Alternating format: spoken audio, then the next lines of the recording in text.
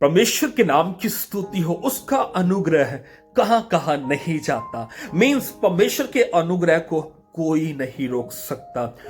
एलिया के टाइम पर जब अकाल पड़ता है, परमेश्वर उसे एक निर्देश देते हैं कि तू इजराइल के अंदर जितनी विडोज है उनके वहां नहीं तू जाएगा, तुझे मैं एक अलग विडो के घर भेजूंगा जो जंटाइल थी, जो परमेश्वर को नहीं जानती थी। अब परमेश्वर ने ऐसा क्यों किया? क्योंकि इजराइल के अंदर लोग काफी गलत काम कर रहे थे, पाप कर रहे थे, काफी गलतियां कर रहे थे, परमेश्वर के वचन को नहीं एक्सेप्ट कर रहे थे, काफी गलतियां उनके बीच में हो रही थी। अब एलिया को परमेश्वर कहता है कि तू उस विडो के घर जाना। अब उस विडो में एक ऐसी खास बात थी, जब एलिया उसके पास आता है तो मैं आपको बताना चाहता हूं कि इस विडो की जो खास बात थी वो ये थी कि उसने परमेश्वर के ऊपर ट्रस्ट किया, ना कि हालातों के ऊपर। उसने सरकमस्टांसेस के ऊपर ट्रस्ट नहीं किया।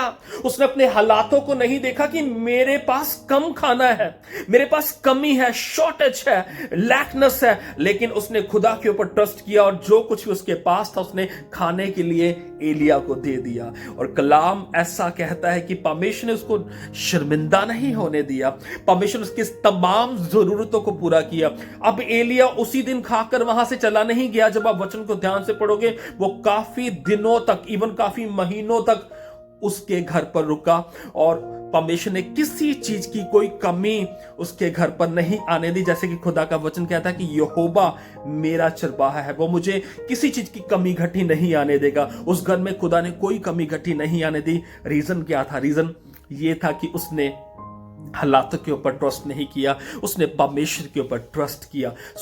हमारे सामने भी दो ही सिचुएशंस आती हैं हमारी लाइफ में। या तो जब हम परेशानी में होते हैं, या तो हम अपनी परेशानी के ऊपर ट्रस्ट कर लें, हालातों के ऊपर ट्रस्ट कर लें, और या फिर हम अपने खुदा के ऊपर ट्रस्ट करें। हमारा खुदा के ऊपर ट्रस्ट करना जरूरी है। जैसा कि मैंने पिछले मैसेज में आपको बताया था कि इसहाक के टाइम पर भी अकाल पड़ा था और परमेश्वर उसको सिखाया कि मुझ पर ट्रस्ट कर, मिस्र को मत जाना। और वचन ऐसा कहता है कि वो मिस्र में नहीं गया, उसने खुदा के ऊपर ट्रस्ट किया और खुदा ने उसी जमीन पर, वहीं पर जहां पर वो था, परमेश्वर ने उसको ब्लेस किया।